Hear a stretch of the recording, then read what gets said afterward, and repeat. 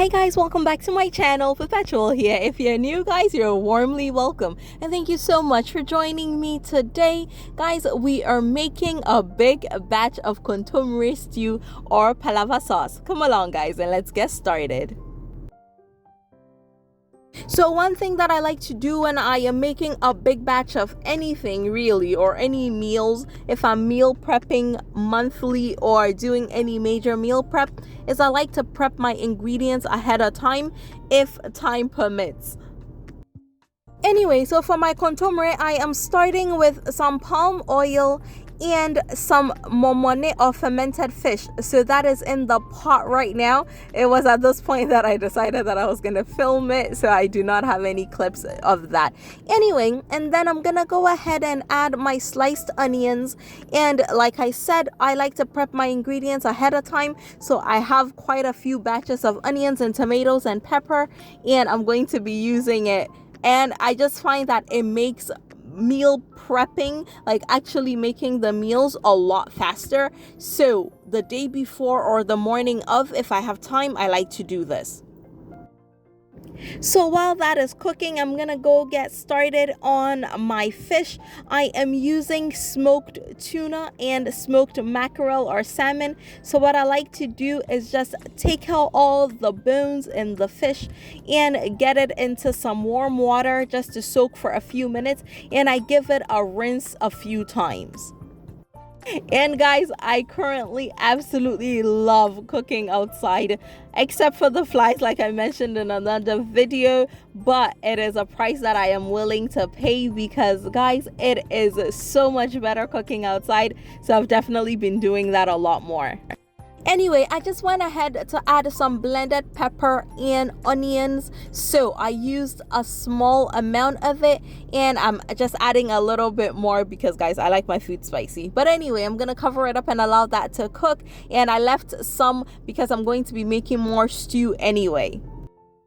And I'm now moving on to my kontomire, and as you can see, I had chopped it up already. So guys, I set that in the fridge as well and use it when I'm ready, usually in just the following day.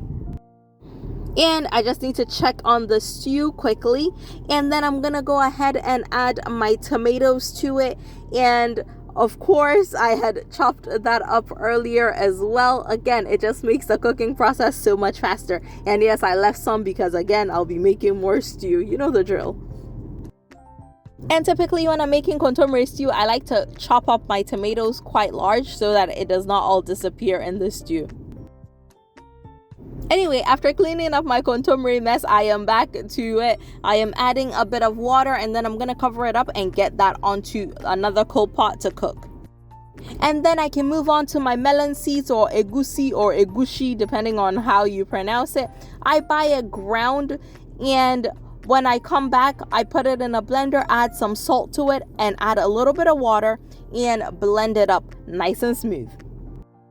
So the salt helps it curdle up a bit to give that egg-like texture when you're cooking with it. And anyway, I'm gonna go ahead and add my smoked tuna and mackerel into my stew and give that a quick stir and allow that to cook for a few minutes before I keep going with the rest of the stew. And then I'm gonna go ahead and add my blended egusi or melon seeds with the salt. And like I said, the salt is to help it curdle up so that you get that egg-like texture when you cook it at this point. You do want to watch the heat that you use.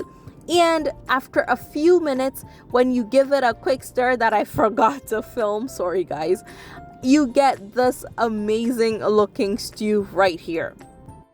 Now, you can eat this as is. At this point, you would just have a nice egusi stew that you can have. So what I like to do is set some aside so that later on, if I want to make more kontomire, I would have the base ready. So I'm just going to freeze this. We go through it quite fast, so it will not be in the freezer for long at all.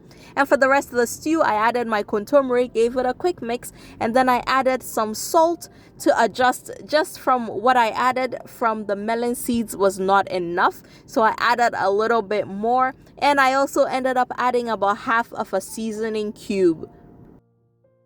And guys, that's it. We're done. I'm just going to portion it out and then we're good to go. I like to portion it out just so that when I take it out of the fridge or the freezer, I don't have to thaw a big batch before getting the amount that I need.